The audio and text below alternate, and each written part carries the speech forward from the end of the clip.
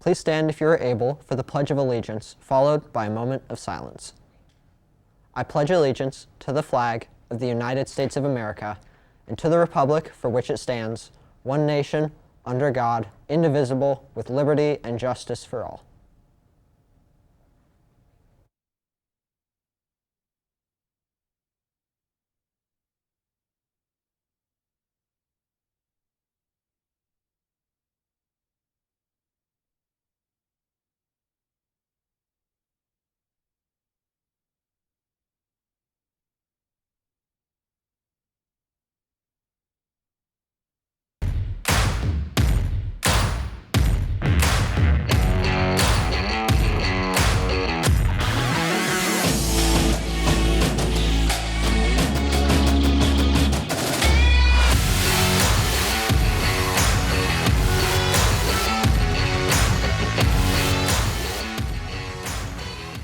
Good morning, Olympians, and welcome back to Columbus East Media Studios.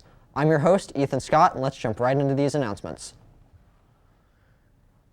East Mixed Show Choir, Center Stage, will be putting on a free show during Mod 2A today at 10:30.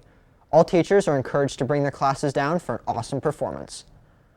Student Assembly will be hosting a cookout today, completely free of charge. The cookout can be found outside of the A doors during both lunch mods. The Columbus East Symphonic and Jazz Bands, along with the Central Middle School Strings and Bands, will be performing in the Columbus East High School Auditorium tomorrow, March 9th at 7 p.m. Admissions are free, but donations are greatly appreciated. There will also be a bake sale during the concert, and all proceeds will go towards funding the band programs. I must say, it's certainly been nice outside this week. Let's head over to Aiden Eshe to see if this lovely weather is going to stick around. Thanks, Ethan. As we dive into spring, the weather is only going to get nicer. Today's a high 51 and a low of 30 degrees, with being cloudy for most of the day. Tomorrow, we'll continue with those cloudy skies, the high of 55 degrees. And finally on Friday, it's going to be a bit windy, with wind speeds reaching 17 miles per hour, and the possibility for higher wind gusts to occur. Friday's high is 44 degrees, and the low is 40 degrees. Back to you, Ethan. The Masquerade World Fest is a Latino-styled formal, which is intended to give Latino students an event designed specifically for them. However, this event will be open to all students regardless of grade, race, or gender. Tickets are currently $15 at the bookstore. Juniors who did not take the SAT on Wednesday, March 1st will need to instead take this test on Wednesday, April 12th. Mrs. Cordova will reach out to all affected students after spring break. Don't forget, now is the time to buy a yearbook. If you're interested, ask your parents to visit jostens.com and type in Columbus East High School in Columbus, Indiana. Yearbooks are available online for $70. Be sure to get in soon before prices increase. Now over to Matthew Degner for this week's edition of the Matthew Minute.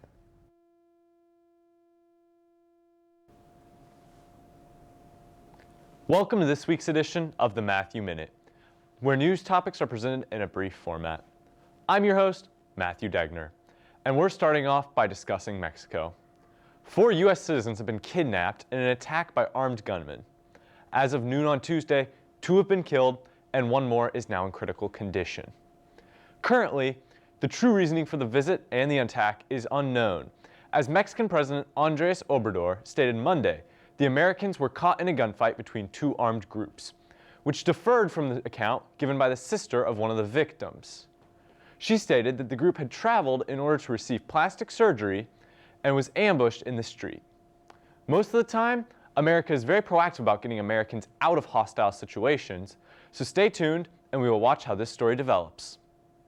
In U.S. news, New York Republicans are publicly calling for the resignation of U.S. Representative George Santos. Mr. Santos, a right-wing politician who has repeatedly lied to the public about matters such as where he attended high school, where he went to college, where he has worked, founding a charity, and his grandmother being a victim of the Holocaust. After the latter was found to be untrue, as he holds no Jewish heritage, he claimed that he had said he was Jewish and not Jewish. This is not all of his known lies, but a document containing the complete list can be found on the New York Intelligencer's website. After being elected on these now known to be fraudulent claims, 6 fellow New York Republicans are turning against Santos and are pushing for his resignation. This view is not popular across the party, however, as it would narrow the House's already tight Republican majority. In state news, Indiana Republicans are pushing for new ID rules in relation to mail-in voting. The proposed bill would require voters to include their driver's license number, their non-driver identification card number, the unique identifying number assigned to their voter registration, or the last 4 digits of their social security card number. A copy of any photo ID would also be sufficient under these new regulations. Democrats are saying this rule violates the unnecessary burden clause, but the Republicans argue that the large variety of submission options allows anyone to vote without hassle. Finally, in local news, a black and white pit mix was found tied to a tree, shot, and left to die in Hartsville. There are currently no suspects in the case, but the Humane Society have shared pictures of the collar and leash that were restraining the dog when it was killed. The organization has now released a public statement saying, quote, "The Bartholomew County Sheriff's Office has taken a report on the dog that was found deceased in the Hartsville area. We are aware that the public has a concern about the treatment of this animal. Our initial investigation has not located an owner. This included a sweep for a microchip." They also ask that if you have any information, please reach out to the police or the Humane Society. That wraps up this week's Top Stories. Thank you for joining me. Signing off, I'm Matthew Degner, and remember to stay informed. In an update, late yesterday, the 2 remaining U.S. hostages were brought to a neutral bridge on the U.S.-Mexico border after being located in a wooden house in Matamoros. Mr. Williams, the victim injured in the attack, has been analyzed by doctors and declared stable after being shot twice in one leg and once in the other. Do you want to grow your leadership potential, build a sense of belonging, or activate the power that you have to make a difference in your community? If so, be sure to attend the Youth Empowerment Summit on Friday, March 31st. The event will be located at the Columbus Learning Center and will be from 8:30 a.m. to 2:30 p.m. More information can be found on flyers around the school or on the update page in the Columbus East It's Learning group. The next meeting of the LGBTQ+ Friends will be this Friday, March 10th. All are welcome. For more information, contact Mr. Davis or Mrs. Romansky. Did you know that Columbus East has a food pantry? It's open Friday afternoons from 3 to 3:30 or at other times upon request and is located behind the library. If you need more information, please contact Mrs. Owens, Mrs. Gratz, or Mrs. Romansky. Now over to Kate Roeder with all the updates in Columbus East athletics and extracurriculars.